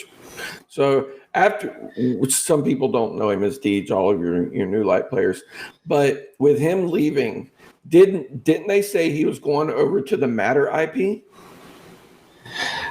I believe Bungie entirely. Yeah, I thought he was leaving completely because they have this other IP that if you can't even really focus on the one IP you have, how are you doing another one?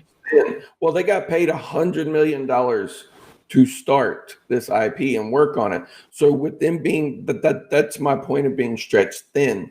After Lightfall 2022, cool, we've got a roadmap till 2022 with just the name and the storyline and where it's going. And we've been fighting the darkness since D1 day one. Now we're embracing the darkness. We're going to kill the Witch Queen. And just Lightfall itself, does that mean we finally learned that the Traveler is wrong and we should have been with the dark the whole time? That's the end of Destiny. Hey, here's Matter. Maddie, what do you think about that? Well, I don't know all this stuff as far as like the employee stories, like where you guys are talking about. I don't get a little bit into that, but I don't know. I'm kind of one of those people. I get into a game and I'm there. I'm committed. She's like, I just go day by day. Yeah, but there are times, I've taken time off from Destiny because I'm like, I'm doing the same thing every day. I need a break from this. That's when I go play my Assassin's Creed or try something new. Or, and then how does Xbox Game Pass play into that? Now that you can pay $15 a month and you can have a whole shitload of games that you're available to, is Bungie kind of considering that too? I don't know. I've been a fan of Bungie for a long time. Halo all the way, and then you come into this and it's, I don't know. I mean, I hope they continue it. I hope they continue the story. I don't know how long you can keep it going. Just like you said, like how long do you keep it going? You can't make. I don't think Destiny could be Call of Duty. Enemies. And we have the same one. We have the Fallen. We have the Hive. We have Cabal. We have Taken. We need a new enemy. Yeah, there's a lot that needs to happen, and you're right. Yeah. It's a lot of repetition. Like there's some times where I just stop playing for weeks at a time because it is a lot of repetition, and I really do think the two faction thing could maybe ease off some of that. But they really have to figure out how. Like I don't expect Destiny to go on forever. I don't want it to. I think everything has a beginning, has an end. We need to have a good ending to this and be able to leave it behind because. Like I think someone was talking about, we don't need 1,600 Modern Warfare games. We don't need Halo Infinite just because it's a brand name. But because of the FPS realm being the way it is, Call of Duty will always be on top because it's easy to pick up, it's easy to promote, and it's easy to play. A lot of people will say, oh, it's not easy to play. It's extremely easy to play. It's so easy. If an 8-year-old can pick up and dominate in a tournament somewhere, come on. So, but Destiny being the abilities, the supers, the weird weapons, like one in particular weapon has been breaking Destiny forever. Telesto. We all know it. So I don't see it being a Call of Duty that can go on. I don't see Apex or Fortnite being a Call of Duty. But if they were to make some changes to make it more mainstream it might stand a chance, but it definitely has to end. Yeah, I'm not sure, if any of you guys have talked to, I haven't myself, this is what I'm asking, but for a new light player, somebody that just joined this last year, what is the experience for them? How do they get in? I mean, I get overwhelmed by some of the things you guys know just from D1 because I didn't play it. But I got in on D2 pretty early on, so I've been here for a good amount of time. What about somebody who's just coming in and is going to start Beyond Light? I mean, isn't it a little overwhelming? Maddie, here's how it is. It's like hitting a brick wall. My friend played Destiny 1 with me, but he went off and did other things. Then he came back to Destiny 2. He didn't buy it because he wanted to get back into the game. So he's getting back in the game, and he's constantly hitting walls. He can't do this, he can't do that. He's getting nothing but blue weapons. Like, the RNG seems to work differently for him.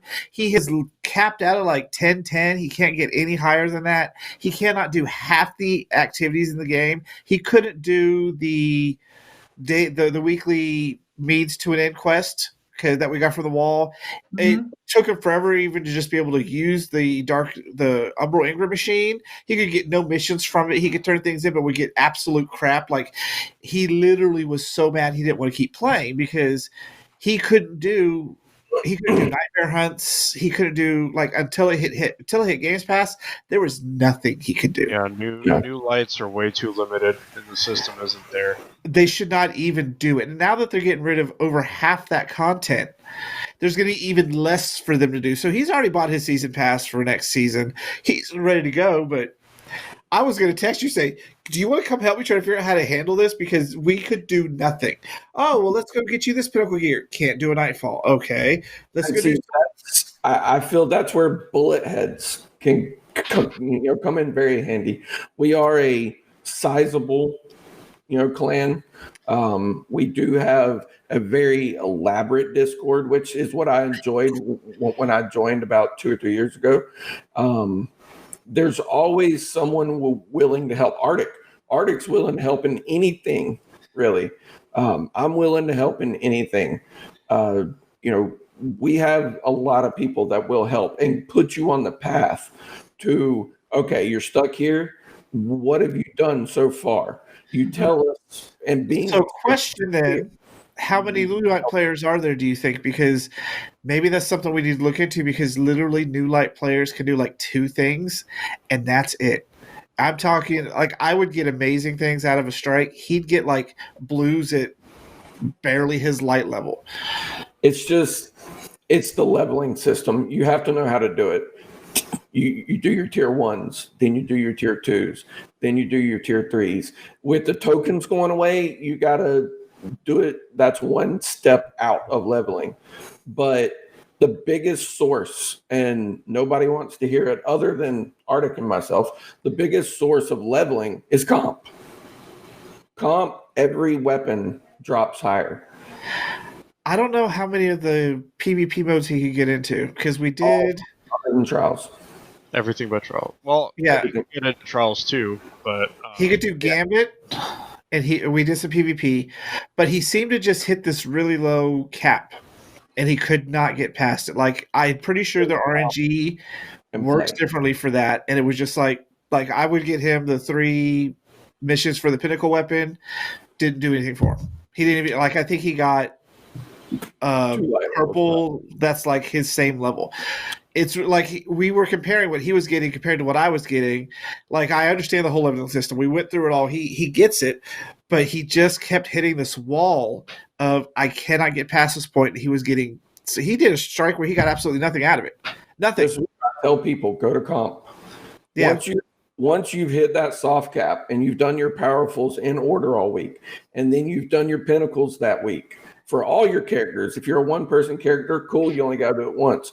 With all 3 characters, do all your powerfuls, do them in order, do your pinnacles, then go to comp, and everything above that drops higher. See, I have a small problem with that. Because he's playing for free. Yeah, he's playing for free. To a point where they're like, you're playing for free. We want you to buy the game. We want you to get the expansion. So let's get you in here and introduce you to it, get you addicted like the rest of us. There's ways And now around. we're going to stop you from getting. Now you have to purchase in order to start. He hit his max in 2 days. So basically, he got 2 days of play out of this before he was kind of waited for it to hit Games Pass. But I have a problem with the fact that you need to go to PvP because at its core, Destiny is a PvE game. PvP should be entirely optional. I hate when they mix the quest for it because there's some people like me who just aren't the best at it, and we're stuck struggling in it. PvE and PvP have the same amount of players. I understand they have the same amount of players, but Destiny at its core is a PvE game. So making it so you have to do PvP should not be a requirement to level up. I would disagree. I think it's both. Arctic, I'm sorry. No, that's okay. So I have the same mindset that PvE is obviously a focus, but there are people that have grown to love PvP, and PvP is just as integral. But something to keep in mind is that next season, we are able to play whatever you want and get your powerful rewards and be able to level through your hard cap pretty quickly. Like, you are getting powerful reward drops in Strikes, Gambit, Crucible. Doesn't matter. It's periodically you are getting drops in there so that you're not having to wait on a weekly reset and you're able to play what you want. Which I'm excited for. Like, yes, there should be very much PvP quests that should just strictly be PvP. They should not mix the two because I agree. I have people who hate PvP. They are opposing it. Like, I'll go play Control and stuff like that. I don't hate it. But the fact that they make it such a part of some of these quests makes it just like, I've got this freaking Cade 6 hand cannon, like I told you guys last time. I'm never going to get it until it shows up in that weird vault of old things. Well, it's no different than hiding a weapon behind a raid. Yeah. True.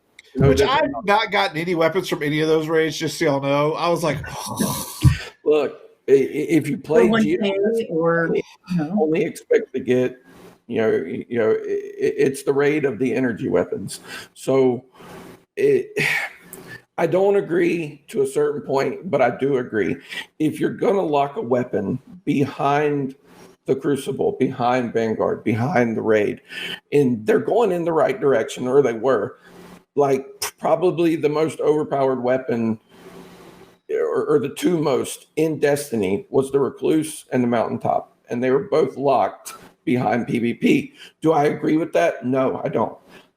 If it's going to be that dominant for PvE, give it an exotic type quest line, Mountaintop, the same exact thing, but make a weapon lock behind the Crucible that is basically just for the Crucible. Yeah, I'm 100% for that. That I'm good with. The fact that it was locked behind comp, not just PvP, but behind competitive. I can go in and I can play Clash, or I can play, Iron Banner and do whatever bounties I can. But when they tell me I have to reach a certain glory level in a season, that's where I lose faith. Like, this is not happening. They did it right, in my opinion, with Luna's Howl and Not Forgotten. Those are primarily PvP weapons. I'm not going into a raid with Luna's Howl and Not Forgotten. I had to get to, what was it, 2100 glory in order to get Recluse. I could do everything else everywhere else, but I still had to go play comp. Mm-hmm. Now, the leveling system in comp has improved very much so from when I first started trying to go after freelance too. So, and with the freelance, but when I hadn't even hit 2100 and I'm losing just as many points as I gain from a win or a loss, that's when I just started like, yep, I'm out of here. That was a good change for comp. It was a very good change. No, you get to the higher level. Yeah, now you got a little more on stake, but that's really defeating for somebody that you can't even get to 2100 without like wanting to blow your screen up. Like, it was so frustrating. It drove me to get better. It's like Arctic said, so. Well, this conversation has turned into, can it go from a faction game to New Light to back to PvP? That's what we're here for. So let's be direct. So yeah, well, I mean, I like when conversations tangent, and I have ADD, it works for me. I don't see them going to a faction game, but like I used to love faction rallies. I love the fact that they chose. I'm really disappointed to know that I'm not getting extra gambit things for choosing him, but now I know. What a waste of effort time. Again, I agree with everything that everyone said. The concept is cool. Do I think Bungie has the ability to do it? Considering that we're coming around to 2 years of Broken Mountaintop, and they're just now fixing it right before it gets sunset, I think there's other things that they need to get straight before we can really start getting involved in stuff like that. There's a lot of stuff to fix first. Oh, anyway, so yes, that's been our fun talk about our topic today and our offshoot of going into things that we'd like to see changed. Like I said, next week we're going to be talking entirely about our experiences with Beyond Light and getting ready for the day one raid. So stay tuned, because after this we're going to do our adventures with the clan and it's Adventures with the Guardians. I couldn't remember what I was calling them, because Adventures with the Clan does not sound good. So we have some fun clips to show you right after this.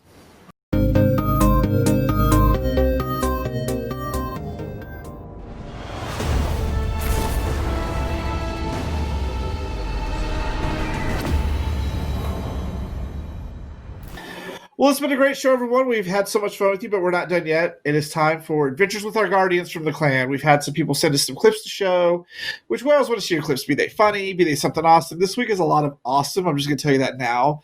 We have 3 clips from some clan mates, and we've got a clip from Arctic and DP. I just have to say the DP one blew me away when I watched it, because I was like, wow, I don't know how you did that. So we're going to get this started. This first one is called Being Slow in Mayhem, and this is from Aladdin Galahad. You know how I love Mayhem. So let's see what he's doing. Let's fucking go. So one of the things I love about Mayhem is just the sheer amount of chaos. Like, that's why I love Mayhem. It's stuff everywhere. You need like, it's just so much fun. Power. How do you even see what's going on with all that shit? That's one of my favorite things, because it's constant. Let's go, let's go, let's go, let's go. Like, guitar gaze and malfeasance combo. Like that. Yeah, so it's been lots of fun doing that one. Like, that's like the only reason why I play PvP a lot is Mayhem. When it's Mayhem week, I will play like there is no tomorrow, because there's stuff flying everywhere. You have to love it. Like throwing supers, don't lie. That's I love it. Like, it's especially if you're a warlock, right? Oh God, yes. Like the things you get away with. Just void balls everywhere. Like, I always try to check what the map is before I set what I'm going to do, so I can kind of appropriately do it, because I love the hammers, but you got to have a lot of space for that. It's fun to do the void balls in the small confined spaces, just because you can't get away from that. That's what she said. Yeah. All right. This next one is straight from our very own DP. He calls this, I can't believe we clutched this, and I can't believe how awesome this clip is. And so, like, it's just stuff everywhere, and I hope I clipped this correctly. Yeah. What were you playing? Was it just playing Cop? Okay. Yeah, so every time I watch these, it's like part of me wants to go play Hunter now. But it's just like these, just like punching people and then shooting them and just fucking go. You got Dune Marchers on, don't you? Yes, sir. I am just like, what? Like, yes. That one. I've actually done that a lot with Dune Marchers. Dune Marchers can be amazing to tell you where your enemy is. Yeah. See, I'm always about the chest that lets you put down the well and constantly get orbs out of the well. Like, I love doing that kind of stuff. But I don't think I've ever played with Dune Marchers. For the Titan? Are you talking about the Crest of Alpha Lupi? Yeah, I think so. Because I have the stuff for my Titan. Like, I bought all the listeners. I just don't ever use them. All right, so this next one, which I'm going to show, this is called PvP Fail, and it's from Twinkle Toes 1209, I think. This is exactly what it feels like when I go into PvP anytime, which is why I love it so much. He's not a big PvP person, by the way. Rat King. Like, watch this. 1 minute left. I don't know if he's on PC or not, No. He's on Xbox. But like, this is me unloading on somebody. Punching Your in the guy is actually lagging. That is what PvP feels like for me every single time. I will unload and get nothing. Poor Twinkle. Like, really? And so I thought maybe they were on PC, but now they're on their Xbox. It just makes me feel even worse because that is what every single time PvP feels like for me. I will unload, I will punch, nothing. And then I just explode. He probably got a cabbage or a beaver error, and he was just walking into a wall. So he definitely got DC'd, and that's really annoying. So that's why I love that clip so much. So thank you for that one. This one is from Arctic. This is another clip that I find absolutely amazing, which is why, like, sometime I want to go play PvP with you guys on my team just so I can see what happens and hopefully don't die. Does it involve Revoker? I haven't used Revoker in a while, honestly. All right, here comes this clip. Oh, no, I'm hungry. Mute button. Like, I could do that and I'll die. And I love this one because they just walk into it. It is Revoker. He just stands there and just schools them. So it makes it look so easy. Yes, sir. And you do realize that me as a PvP player, I'm following this with such ease. I'm like, yep, tether, good tether, got him, got him, yep. So that makes me laugh because it's a different clip. No, that's an older one. Yeah, no, that's that. You have 4 of them, and I thought this was really fun, so I pulled this one for today. We'll do more of yours in the future, but I just thought that was amazing. Like, they just kept walking into it, and I'm like, why can't I do that? Like, I don't have the right build, apparently. So our last one, hours and hours of practice, hundreds of hours of practice between these two. So so our last one's from King Million 510. This has happened one too many times to people. He calls this 0 hour fail.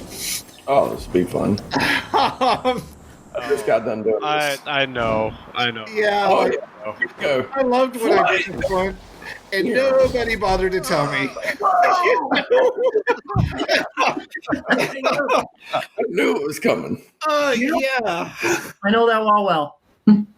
But thanks to you guys, I have to be real careful when someone says, oh, yeah, there's a secret chest or there's a secret ghost. I'm like, let me Google this real quick while these people are jumping around looking for this. They don't tell me about that jump. They just let me go and whoops. Yeah, you guys are hilarious with those. Yeah. You know, when you're teaching somebody something 100 times, it's the little things that give you joy. Yeah, like Maddie's, go punch that box. Okay. My favorite is in the pit of heresy. All right, look, man, you're new. We're going to let you, lead us into the next encounter. Jump through that door. Like, what? Okay. They jump into the door, go flying all the way backwards. So if anyone's ever played Pit of Heresy, you know that's a good joke. Yeah, they're good jokes. I like the secret ghost over the pit of hell and Scourge of the Past. No. What was the last raid with the giant robot in the town? Scourge. Yeah, Scourge of the Past. She was like, oh, there's a secret ghost that's not listed up on that light. It's over that little pit with electricity that if you touch it, you die. We're all up going back and forth. I was like, let me Google this. Real quick. Nah, it ain't a thing. She let people do it for 5 minutes before she said, yeah, I'm just joking, y'all. Like, they kept falling into the pit. It's like, it was lots of fun. Which I must say, I loved playing with the Australian crew for that. They are the rowdiest, funnest people, and they say the craziest things. Like, yes. I love Donna and her husband. Yeah. Her was a crack. They are freaking hilarious. So that's been this episode. It was a longer episode than normal because there's a lot to go over, of course. Next week, like I said, we're doing nothing but talking about our experiences in Beyond Light. I don't think there'll be a lot of This Week at Bungie talk, but we'll probably just tie it in as we do. And as we're talking about things. Plus, we're going to talk about us getting ready to do the Day 1 raid, which will be the Saturday after the show episodes, which, yes, I'm really excited for that. So once again, thank you guys immensely for watching the show. Thank you, Bullet Heads, for just existing. Thank you, Maddie. Thank you, Arctic. And thank you, DP, for just being as awesome as you are. For people like me who are like, thank God, boom, boom, boom. Like, That's I can only imagine what it's like playing with me because I will get us in trouble. I've said that before. So thanks for the patience a lot, and we'll have lots of fun. Absolutely. And just shout out to everyone. I want to bring some guests on next time, so I think we should find Mystery Lady to come on and maybe some from the Sister Clan, and we can do this, and I'll have a nice chat about our Beyond Light experiences. I think it'd be fun to start bringing in some other people. So if you want to be on the show, just message me. I'm Slayton on Discord. I will get you set up. If you want me to show me clips, like I am always going to do the clip stream, which we really should separate clips from streams as channels because clips are completely different than streams, and it makes it fun to find people that I want to show clips from and message them. So that's for you, Maddie. Separate those two on Discord. She's like, okay, I'll get right on it. So, yeah, we'll be back again in 2 weeks. Like I said, if you enjoyed the show, let us know. You can message all of us on Discord. If you are looking for a Destiny clan, it's the link on the bottom. Just follow it. Look for bullet heads on Bungie, but really follow the link because searching things on Bungie can suck donkey ball sometimes. I'm just saying, like, if I go type in bullet heads, I get random crap. So we also have YouTube, a Twitch. We have a website page, everything. Do we have a website up and running now? Like, can we start promoting that? And I believe they just updated it, right, Maddie? I'm gonna have to double check with that because Demo Blaster was working pretty hard on getting that together. I'm not 100% sure that it's all ready to go. I think a big portion of it is, but we definitely have Twitch channels. I know Mystery Lady's been doing a lot of Twitter with it. I think a lot of it right now with Twitter is her kind of linking when the Bullet Head's official Twitch account is streaming and stuff, but we have that as well. So a couple different options if you're looking for us, you just want to watch us. Also, we did buy Fireteam Misadventure, so you'll be able to hit fireteammisadventure.com to get caught up on the show and get direct links to all these other bullet head things. So it'll kind of be a one-stop shop for everything. Contact forms, whatever you want there. It's all going to be there. I'm still building that page on my site, so it always takes me a little while, but at least once it's done, it's automated, which is the best thing ever. It just posts things from YouTube automatically, so I don't have to worry about it. So like and subscribe whenever you're watching this, wherever you're watching this. Have lots of fun. Any last words from anybody?